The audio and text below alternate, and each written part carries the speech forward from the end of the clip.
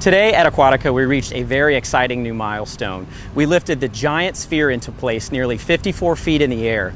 This sphere weighs 12,000 pounds and is 22 feet in diameter and makes it one of the most unique elements of Ray Rush. Riders are going to slide along the interior walls of this giant sphere before transitioning to the next portion of the slide.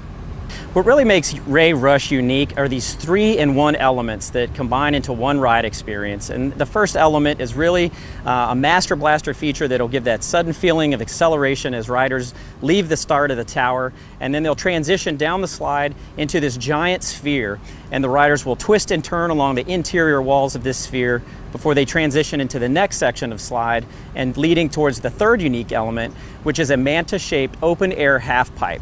And riders will soar up and down the sides of this half pipe before transitioning into the final part of the slide, which has some other unique and exciting elements before they reach the splash pool below.